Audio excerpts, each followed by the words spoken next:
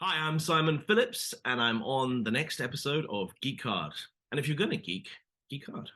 Welcome to the program, Simon Phillips.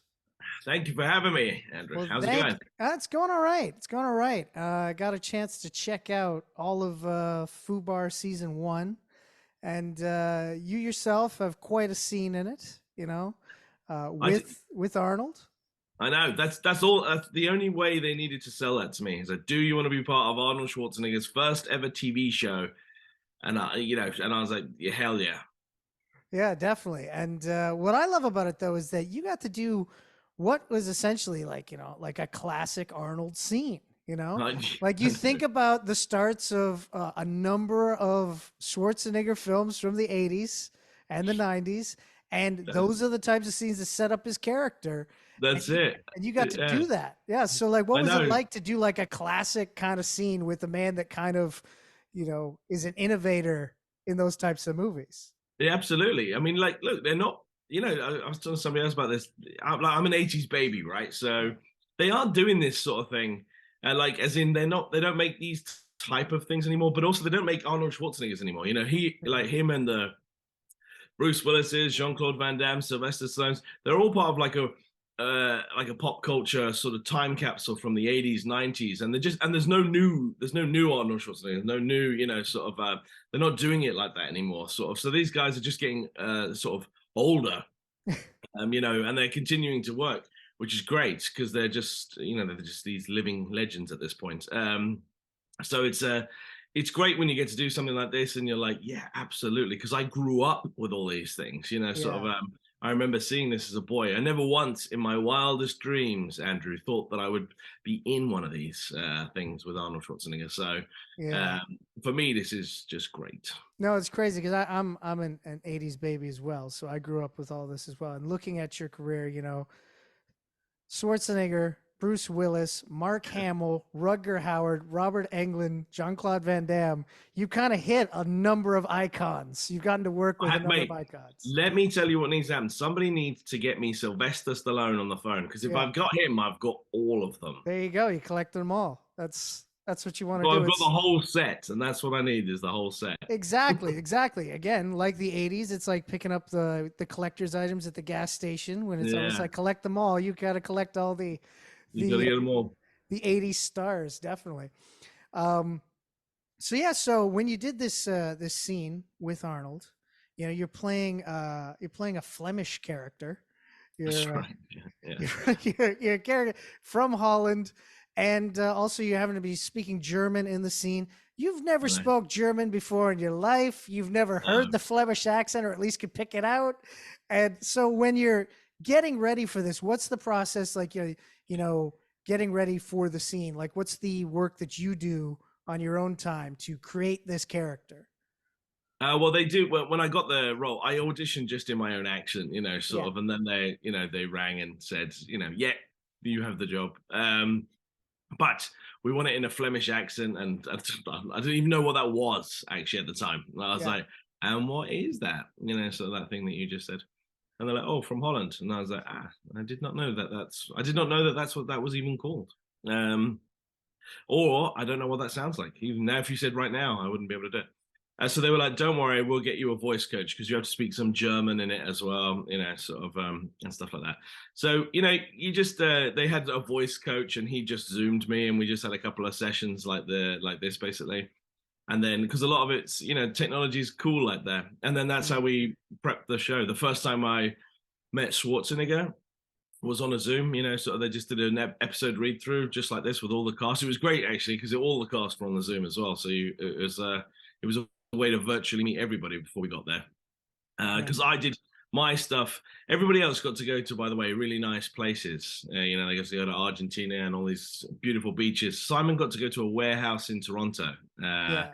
Yeah. To do his bit, and they were like, "Yeah," or they go, "Yeah," but they were like, "Yeah," but it was just you and him, basically, So when I was like, "Well, yes, Yeah, I get that. I get that Toronto not being super exciting. Like I live in Toronto as well, and I know you've shot a lot of things in I Toronto, have." so it's sort of like, okay, Yeah, yeah, just same old, same old. I get I it. didn't Yeah. get to go anywhere gloriously, beautiful, like the rest of the guys did. Yeah, pretty much. My God. But yeah, you brought up the fact that you had to learn these things, and apparently Arnold was really impressed with the German, like your Yes, German pronunciation, that he thought you were German. they're in a break of like, so, we did the scene a couple of times. They're called cut, and we're just, a lot of filming. I'm sure is just waiting around, for Yeah. them to move the cameras and move and do whatever they're doing. And whilst you're sitting, those are my favorite times, because whilst that's happening, you're just sitting chatting with Arnold Schwarzenegger, and you're like, this is brilliant. But one of the first times he did it, he started speaking German to me, and I was like, oh, yeah, I don't speak German. And he was like, oh, you don't?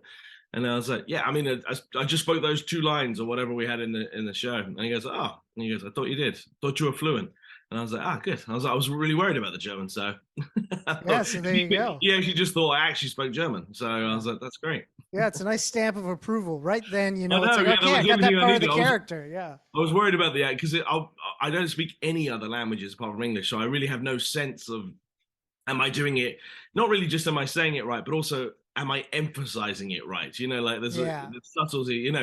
If you speak a language and somebody's like, I'm going to kill you. People go, oh yeah, you emphasize the word kill you. But if I'm saying that in German, I might have been emphasizing I'm going to kill you. Sort of. I don't know, and you might get it all backwards like that. Sort of. So you're always like, I'm sure I'm saying it right, but am I emphasizing? There's so much subtlety to all these things. Yeah, and it's kind of ironic though, because it's like the line is written in there saying, my German's not so good. In that part, it's like, and turns out it was really good. It was spot on. So well, yes, there you go. Picking up little talents like that for each role. Of course, you're a character actor. You've been in tons of stuff: horror, action, drama, even some comedy. It's like you have to take on whatever the role needs. Right now. Yeah. When you move on to the next job, is it sort of like just a flushing of those talents? Is it suddenly you look back and go, wow, I was able to do that in that movie. Can't do that anymore. You know what I think it is whenever you get a bit older, Andrew, like Simon is now, you work out that every project is different, and that you will probably I'll never have to speak German again. I'll never have to do that again. But it's not that you pick up an extra set of talents. What it is you work out that you must be receptive to learning new things every project. So the project before I did that, I had to learn to ride a horse, but I probably will never have to ride a horse again. Yeah. I don't know, maybe I will. But there's different sort of things they ask you to do for different projects, and it's all good, but really it's the attitude. And this is what has Arnold Schwarzenegger so successful, is he's receptive to new things, at some point he was the most famous person in the world. I mean, arguably he's still one of the most famous people in the world anyway. Yeah. And he was like, I'm going to be governor of California, and people would be like, well, like, God, what do you know about politics? Sort of, and he go, well, he'll learn, sort of. And not only did he learn, he won, sort of, and he did it because he was just, he's constantly open to sort of challenging himself. Like, this is his first ever TV show. He's never, believe it or not, has never done a TV show. Yeah. So you're like, and again, he was like, well, he approaches everything, with the idea of like learning still. And this guy's like 75 years old now, and he's still open to learning. I think that's a great positive attitude. And I think that's what keeps him being successful, to be honest. Oh, totally. Yeah, no, I get that. Also, I just want to say it was very nice that you said when you get older, because I guess I look a lot younger than I am, so I'm happy to hear that. But anyways, so... It's a look, man. Yeah, it's a great compliment. That's what I'm saying. Thank you. It's Monday. Just take it, man. Totally. I'm taking the compliment. By Wednesday, you're going to need that compliment. Like that's right. That's right. And I think later, I'm like, Simon thought I looked young. There we go. Simon thought I looked young. I need this. There you go. Come on, man. There you go. Yeah, no, definitely. So, again, you're in a lot of different projects. With this project, it was basically, here you're coming on a little guest star role in an episode. Sometimes, of course, you're working on an indie film where you basically have the same length of time that you probably did on that episode to shoot a whole movie. And then sometimes, of course, there's a lot of hurry up and wait on the bigger projects that you've worked on. So for you, do you like the fact that every project has a different flow to it, that has it's you're walking in? Sometimes it's going to be like you're basically just putting it all out there and killing yourself. Sometimes it's going to be like, okay, this is kind of what we're doing for the next 2 months kind of feel.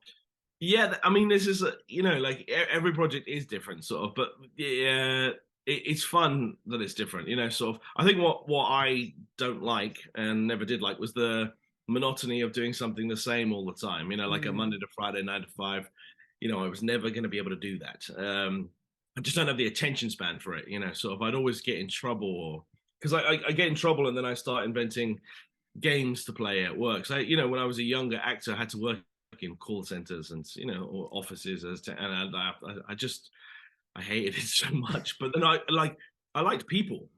So you always, whenever you're working a boring job, you tend to be surrounded by good people. Like sort of people are funny, people are, and then you have too much fun at work, and then you have to get fired or leave because they're like, you need to take this seriously, and you're like, I'm selling pet insurance on the phone. Like I'm not. Yeah, I don't even know what you're talking about. Yeah, I can't take this seriously. No, definitely. That's the thing. Yeah, I guess the importance of play within your job, because there's a lot of hard work, but at the same time you get to have that kind of freedom in creating a character and having different moments and stuff like that. But also your life is like that. Then it's like you go, well, one week you would be doing this, and the next week you'll be doing something totally different. Oh, And totally. it's just a privilege to be able to make a life just being an actor. I mean, let's be honest, Andrew. I play dress up for a living, so there's lots of people do proper jobs in coal mines and things like that. And work in construction and hard outside work. And Simon does none of that. Simon gets to play Let's Pretend, which is exactly great. That's a great job. Yeah, definitely. It's a great job. Sort of. My brother is a soldier. So yeah, my other brother is a carpenter. They actually do like real jobs. So at the Christmas dinner table, I'm like there going, I just, like I'm showing people stuff on TV. Yeah, we can watch my thing right now. They must love that. They really. My brother loves that as well. When he goes, yeah, I'm actually a soldier. I was like, interesting. I've played a soldier a couple of times actually. Let me show you. Yeah, that's not the same, Simon. I was like, it looks the same. Looks the same to me. Yeah. No, totally. Now with this character, of course, he's a shady criminal type character, but he's very much like a power status character. It's like he's the guy that kind of sits there and has like the henchmen and everything like that. So it must be fun to get to play that kind of character, to be like, oh, I get to come and see the action event, but I get to relax. I don't have to worry about any bumps and bruises after we shoot this. No, yeah. That's this is a good. Well, as you say, this is one to start the tone off, like to establish Schwarzenegger's character. So, it was a good one to start with because it sets just in case you thought it was going to be too serious or something. It kind of sets you off on that moment, and then it carries off on its own sort of spin. And obviously, this is the old cliche, one last job, sort of, which is a lot of that going on here, which I mean I like, sort of, but yes. I didn't have to do all my henchmen, by the way, were actually stuntmen. So that made a lot of the fighting do easier. Obviously, I just had to go and do the threatening dialogue, sort of, but I didn't have to do any of the actual fighting. You got to be the Bond villain type, which is good. Exactly. Yeah. I was like, I have people for this. Don't worry, so. Totally. But yeah, like with the series itself, it's kind of cool that it's kind of a harkening back to like a True Lies, Arnold. Yes. Mate, I love True Lies, and let me tell you the important thing about this for me is the comedy bit, right? So yes, it's action, and same as FUBAR here, it's action, but Nick Santora, the guy that created the show and everything, it's action, but it's comedy, sort of, and they don't forget the comedy, like it's a sort of elevated comedy, and that was what was great about True Lies, and that's what's great about this, sort of. So if you're old enough to remember that movie, and if you like it, then this show is definitely for you because it's definitely my sort of show.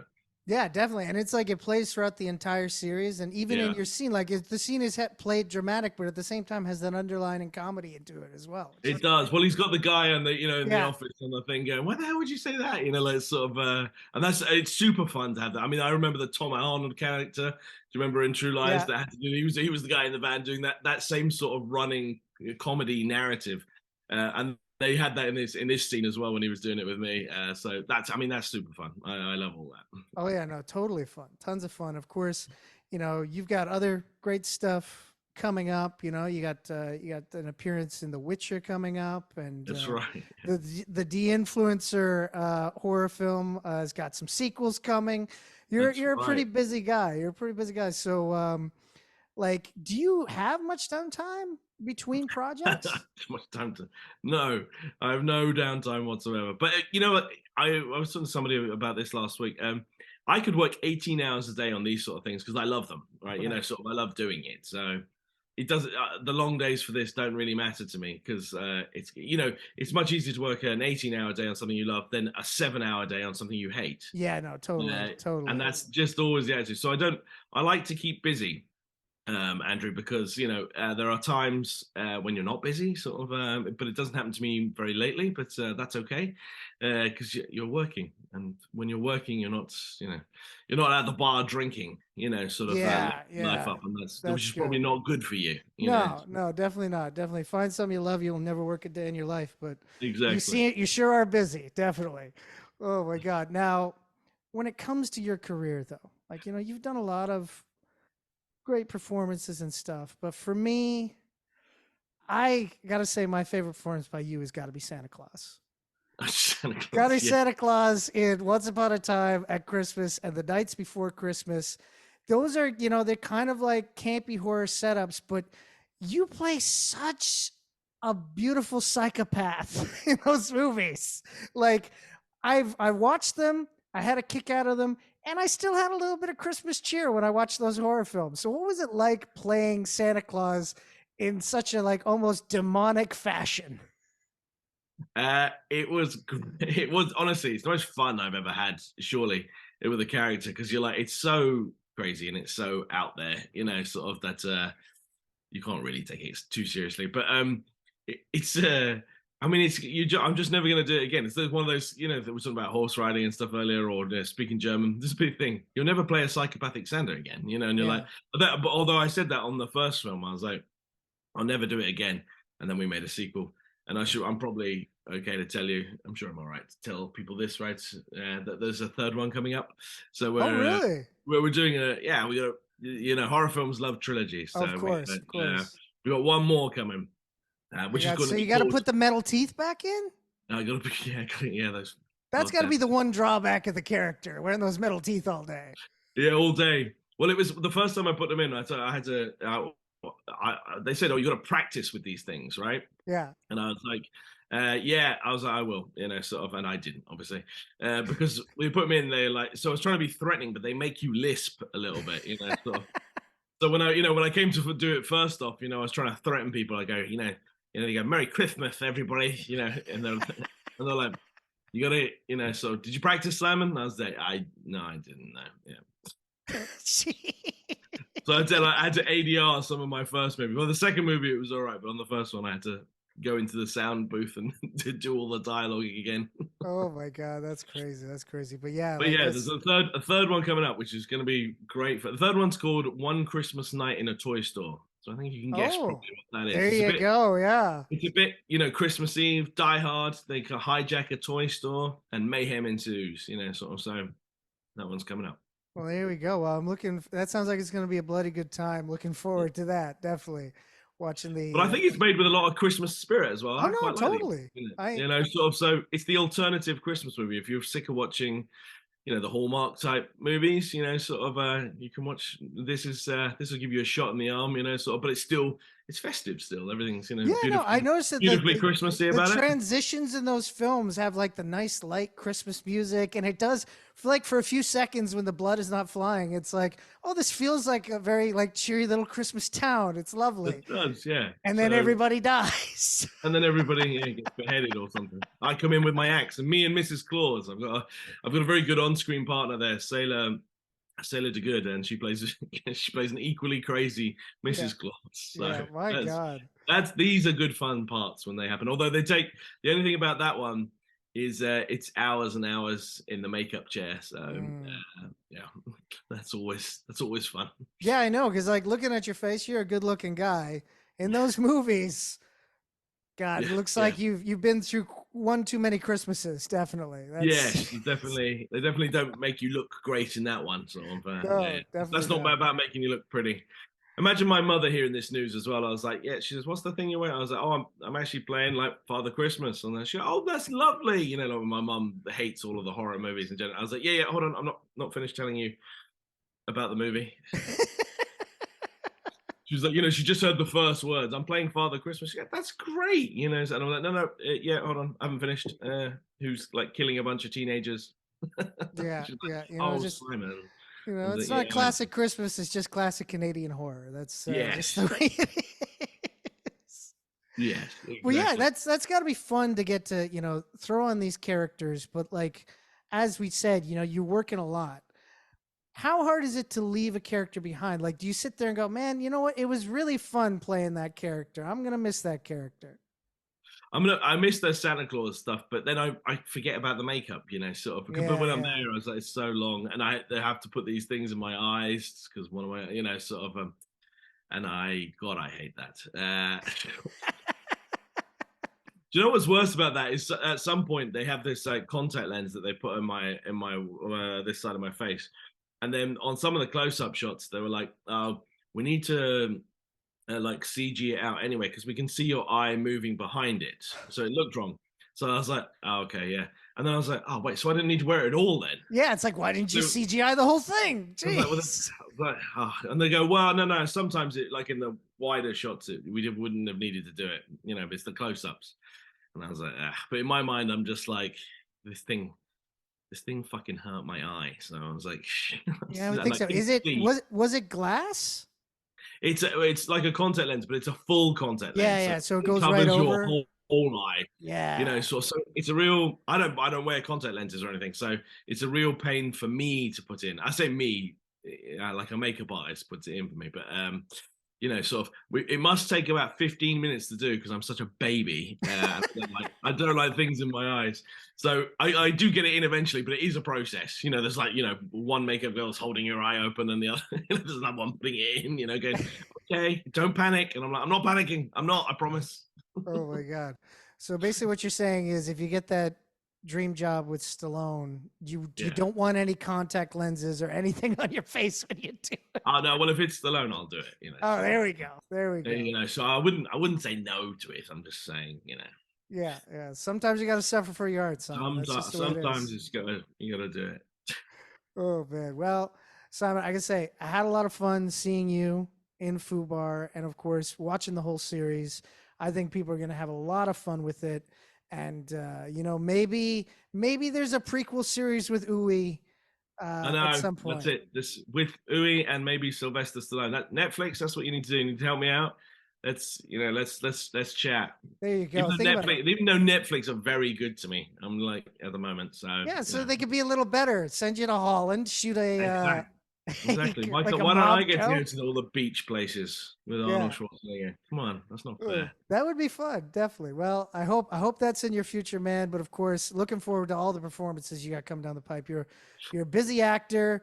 The projects are coming left and right. Of course, a lot of indie stuff. So eventually, there's stuff that you're working on now that we might not see for like 3 years, but when we do, we're gonna love it. So That's right. They're always behind. Like yeah, I did this show last year. there you go. There you So go, yeah, man. Well, thanks so much, Simon. no Again, thank you problem, for Andrew. talking with us, and hope you have a great day, man. Thank you, Andrew. Thank you. Yes.